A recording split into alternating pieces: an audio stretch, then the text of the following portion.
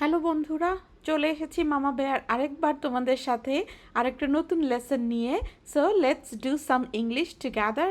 যারা আমরা নতুন আজকে তাদের জন্য বলছি, আমরা এই চ্যানেলটা ডিজাইন করেছি আমাদের বাংলাদেশি ক্লাস 5 থেকে 8 পর্যন্ত পড়ুয়া ছোট সোনামণিদের জন্য, যাদেরকে আমি হুতুমার টিয়ার দল বলে ডাকি, তাদের জন্য, যাতে করে তারা মূলত যারা বাংলা মিডিয়ামে পড়ো তাদের জন্য, যাতে করে তোমরা ইংলিশটাকে অনেকটা প্র্যাকটিস করার সুযোগ পাও পড়ার ক্লাসের বাইরে, এবং ইংলিশের প্রতি কোনো ভীতি থাকলে সেটা তোমাদের কেটে যায়।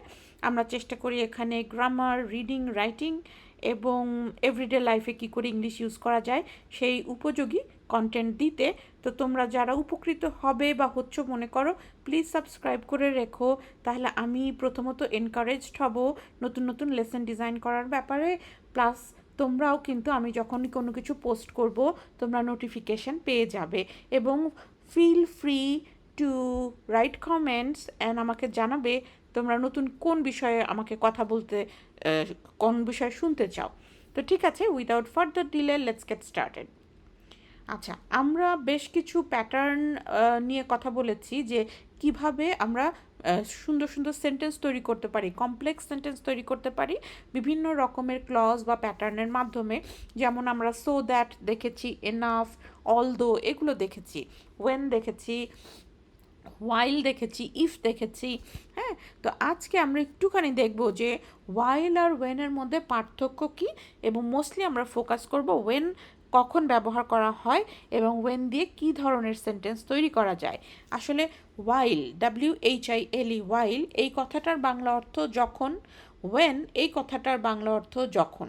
তো যখন বা কখন দুটো যদি একই শব্দ হয়, তাহলে দুটার ব্যবহার আবার আলাদা কেন, দুটার ব্যবহার কখন আলাদা, কিভাবে আলাদা, সেটাই আজকের লেসনের মাধ্যমে প্রথমে আমরা জানবো। তারপর আমরা ফিনিশ করব ওয়েনের সবগুলো পসিবল ব্যবহার দেখে। ঠিক আছে, সো চলো শুরু করি। আচ্ছা, লাস্ট লেসনে মনে আছে, ওয়াইলের লেসনটা যারা দেখোনি দেখে আসবে।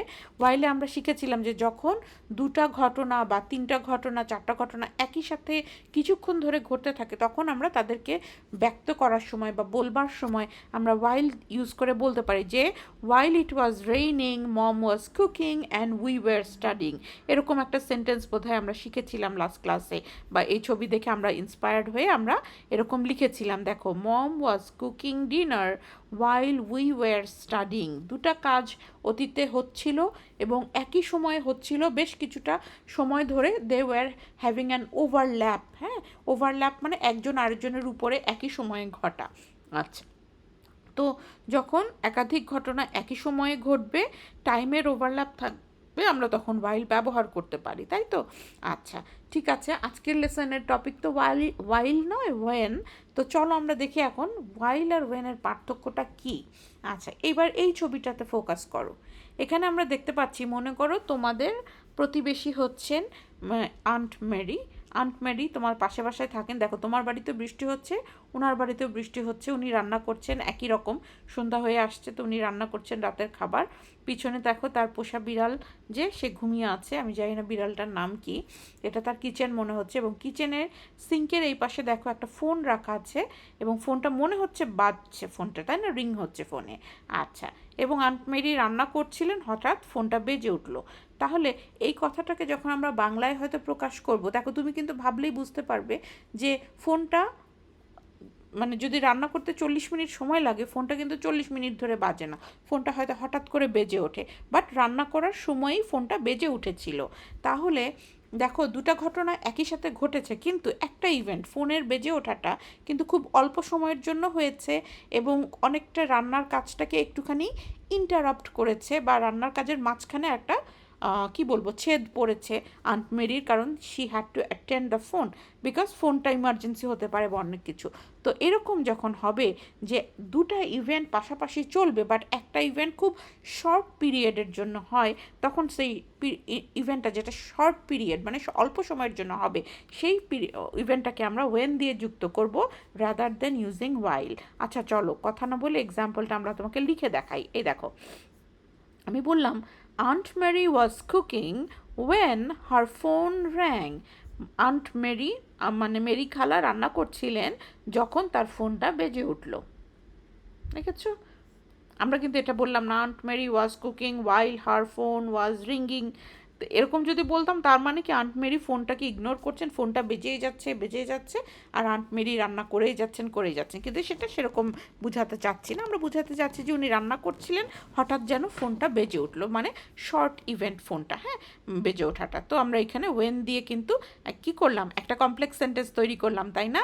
এই যে হার ফোন র্যাং, তাহলে এখানে ফোনটা হলো সেকেন্ড সাবজেক্ট, র্যাং বা রিং করা সেটা হলো তার ভার্ব। এদিকে আন্ট মেরি কি ভার্বটা কি কুক, তাহলে দুজন সাবজেক্ট দুটা ভার্ব, আন্ট মেরি কুক আর ফোনটা হচ্ছে রিং। তো ঠিক আছে, বুঝতে পেরেছি এটা কেন কমপ্লেক্স সেন্টেন্স মনে আছে তো, যে দুটা ক্লজ থাকে, ক্লজ মানে হচ্ছে শব্দগুচ্ছ যেখানে সাবজেক্ট থাকতে পারবে ভার্ব থাকতে পারবে, সেগুলো হলো ক্লজ। আচ্ছা যাই হোক, এখানে তাহলে সেটা যদি ভুলেও যাও তো জাস্ট মনে রাখো যে এখানে দুটা ঘটনা মোটামুটি একই সময়ে ঘটছে, কিন্তু একটা ঘটনা খুব শর্ট ইভেন্টে ঘটছে বা শর্ট অল্প সময়ের জন্য ঘটছে, তখন আমরা ঘটনা দুটোকে জোড়া দিয়ে বলার সময় ওয়েন ব্যবহার করব। আচ্ছা, এইবার আমরা একটু পরের স্লাইডটাতে যাই। এইটা পড়ো তো, when the phone rang বলে আমি একটা কমা দিলাম, দেন আমি বলছি aunt Mary was cooking. Is it something different or are we saying the same thing? আমরা একই জিনিস বলছি, তাই না? Aunt Mary was cooking when the phone rang, অথবা when the phone rang aunt Mary was cooking. তো আমরা ওই যে ওয়াইল ইফ এসবের মতোই যে আমরা এই ধরনের ক্লজ দিয়েও বাক্য শুরু করতে পারি, অথবা মূল অংশটা দিয়েও বাক্য শুরু করতে পারি। যে আমরা এভাবে বলতে পারতাম aunt Mary was cooking when the phone rang, অথবা আমরা এভাবে বলতে পারি when the phone rang aunt Mary was cooking. So শুধু একটাই পার্থক্য কি, তুমি যখন এই ডিপেন্ডেন্ট ক্লজ মানে যে অংশটা হচ্ছে পরোক্ষ হচ্ছে বা মানে কি বলবো, যে অংশটা ঠিক নির্ভর করছে অন্য অংশটার উপর, সেটা দিয়ে যদি তুমি কথা শুরু করো ওয়েন দ্য ফোন র্যাং এভাবে, ইফ ইউ গো দেয়ার সেরকম, ওয়াইল আই ডু দিস, মনে আছে তো? এরকম ওয়েন দ্য ফোন র্যাং বলার পরে তোমাকে একটা কমা দিতে হবে বোঝানোর জন্য যে এটা একটা খণ্ডিত অংশ, আর মূল অংশ কি আন্ট মেরি ওয়াজ কুকিং, যে যে সময় ফোনটা বাজলো আন্ট মেরি কিন্তু ওই সময় রান্না করছিলেন। এবং মনে আছে তাহলে ওয়েন দিয়ে যদি তুমি যদি আন্ট মেরি ওয়াজ কুকিং দিয়ে শুরু করো, তাহলে ওয়েন বলার আগে বা পরে কোথাও কমা দিতে হচ্ছে না। আর যদি তুমি ওয়েন দিয়ে বাক্য শুরু করো, তাহলে ওই বাক্যাংশটা বা ক্লজটা শেষ হওয়ার পরে তোমাকে কমা দিতে হবে, তারপরে বাকি অংশ যেটা মূল অংশ আন্ট মেরি ওয়াজ কুকিং ওইটা বলতে হবে। ঠিক আছে, দুটো ফরম্যাটে মনে থাকবে তো? আচ্ছা ঠিক আছে, এবার আর একটা এক্সাম্পল দেখি তো কি হলো। উনি ফোনটা অ্যাটেন্ড করলেন, মানে ফোনটা ধরে হয়তো হ্যালো বলে কথা বলছেন, সেই সময় তোমার কি ছবিটা কি খেয়াল করছো বলো তো? হঠাৎ ছবিটা একটু অন্ধকার লাগছে না? মানে ইলেকট্রিসিটি চলে গেছে, বিদ্যুৎ চলে গেছে। আচ্ছা, বিদ্যুৎ যদি চলে যায় তখন আমরা এটাকে কি বলতে পারি? এটাও তো একটা সাডেন ইভেন্ট, মানে হঠাৎ করে একটা ঘটনা ঘটলো, তাই না? রান্না হচ্ছে, কথা বলছেন, বিদ্যুৎটা চলে গেল। তো এখন দেখো ওইটাকে আমরা বলি she was talking on the phone when the lights went out. দেখেছ, উনি যখন কথা বলছিলেন সেই সময় হুট করে বিদ্যুৎটা চলে গেল, কারেন্টটা চলে গেল বা লাইটটা নিভে গেল। ঠিক আছে, lights went out short event. আর একটা when the lights went out she was talking on the phone, যে সময় বিদ্যুৎ চলে গেল সে সময় তিনি ফোনে কথা বলছিলেন। দেখেছো, ওই ওয়েন দিয়ে শুরু করতে পারি আমরা, কিন্তু ওয়েন দিয়ে শুরু করলে পরে ওয়েনের সাথে যুক্ত যে ক্লজটা ওটা শেষ করে পরে একটা কমা দিতে হবে, তারপরে মূল অ্যাকশনটার কথাটা লিখতে হবে। আচ্ছা ঠিক আছে, তাহলে আমরা এই দুটো প্যাটার্ন দেখলাম। তাহলে দেখো ওয়েন দিয়ে কিন্তু আমরা আসলে অনেকগুলো ঘটনা এখানে এই ছোট্ট একটা ছবি থেকে আমরা বলে ফেলতে পারি বা গল্প সাজিয়ে ফেলতে পারি। চলো আমরা একটু পড়ে দেখি কেমন কি গল্প নিয়ে এসেছি আমি। Aunt Mary was cooking when her phone rang. She was answering the phone when the lights went out. She was looking for a candle when someone knocked on the door. She was opening the door when her cat suddenly mewed. She was making tea when the electricity came back. ঠিক আছে, যে aunt Mary যখন রান্না করছিলেন তখন ফোনটা বেজে উঠলো, তিনি যখন ফোনে উত্তর দিচ্ছিলেন বা ফোনে কথা বলছিলেন তখন ইলেকট্রিসিটি চলে গেল, লাইট চলে গেল। তারপরে তিনি যখন ক্যান্ডেল খুঁজছিলেন তখন বা মোমবাতি খুঁজছিলেন তখন কেউ যেন দরজায় কড়া নাড়লো। তারপরে তিনি যখন দরজা খুলতে গেলেন বা খুলছিলেন সেই সময় তার বিড়ালটা হঠাৎ করে জেগে মিউ মিউ করে উঠলো। হ্যাঁ, দরজার নক করাতে ওর ঘুম ভেঙে গেছে। তারপরে কি শি ওয়াজ মেকিং টি, তারপরে তিনি হয়তো বা সন্ধ্যাবেলা বৃষ্টির দিন চা বানাচ্ছিলেন, when the electricity came back, বিদ্যুৎটা আবার চলে আসলো। দেখেছো? তাহলে প্রত্যেকটা যেহেতু সাডেন ইভেন্ট হচ্ছে, ফোনটা বেজে উঠলো, ইলেকট্রিসিটি চলে গেল, বা লাইট বাতিগুলো নিভে গেল, কেউ একজন দরজায় নক করলো, বিড়ালটা জেগে উঠে মিউ মিউ ডেকে উঠলো, ইলেকট্রিসিটি চলে আসলো, আবার সবগুলা কিন্তু ক্ষণস্থায়ী বা অল্প সময়ের মধ্যে ঘটছে। এই জন্য আমরা এদেরকে ওয়াইল দিয়ে যুক্ত না করে ওয়েন দিয়ে যুক্ত করলাম। তাহলে ওয়াইল এবং ওয়েন দুজন দিয়ে আমরা একাধিক বাক্যকে জোড়া দিতে পারি, কমপ্লেক্স সেন্টেন্স তৈরি করতে পারি। কিন্তু ওয়াইল বসবে তখন যখন দুটো ঘটনা একই সাথে অনেকক্ষণ ধরে হবে, আর ওয়েন বসবে তখন যখন দুটো ঘটনা একই সাথে ঘটবে, বাট একটা ঘটনা খুব সংক্ষিপ্ত সময়ের জন্য হবে। হ্যাঁ, তখন আমরা ওয়েন দিয়ে তাদেরকে জোড়া দিব। আচ্ছা, সো এটাই কি শুধু ওয়েনের ব্যবহার? আসলে না, ওয়েনের অনেক ইউজফুল অ্যাপ্লিকেশন আছে। যেমন আমাদের প্রাত্যহিক অভ্যাস বোঝানোর সময়, আমাদের হ্যাবিটস বোঝানোর সময়ও কিন্তু আমরা অনেক সময় ওয়েনের ব্যবহার করি, বা শর্ত সাপেক্ষে বক্তব্য দেওয়ার সময়। যেমন I smile when I see my friends, বন্ধুদের সাথে দেখা হলে আমি হাসি।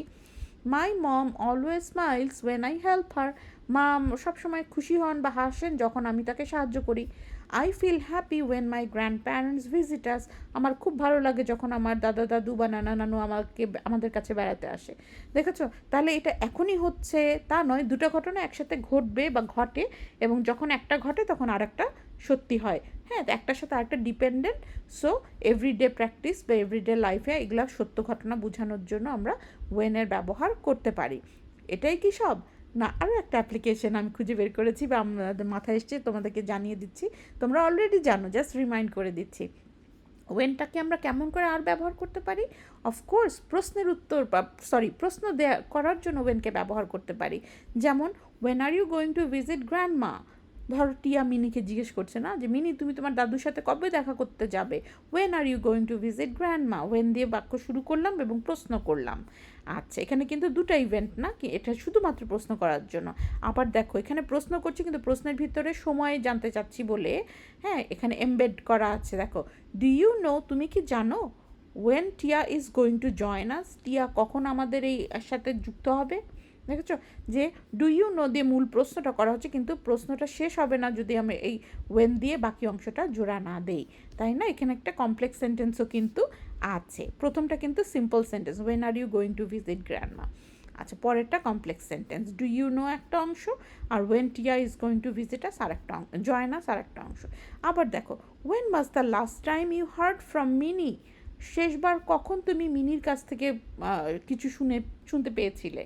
হ্যাঁ, তাহলে ওয়েন দিয়ে আমরা কি করতে পারি? সময় সংক্রান্ত বিভিন্ন রকম প্রশ্ন করতে পারি। তাহলে আমরা আজকে কি দেখলাম? ওয়েনের ব্যবহার দেখলাম, ওয়াইলের সাথে ওয়েনের পার্থক্য দেখলাম, অনেকগুলো এক্সাম্পল আমি দিলাম। তোমরা এখন একটা কাজ করবে, আমার লেসন তো শোনা হলো, এবার নিজের মতো করে 3-4টা সিকোয়েন্স চিন্তা করবে যেখানে ওয়াইল এবং ওয়েন দুটার ব্যবহার করা যায়।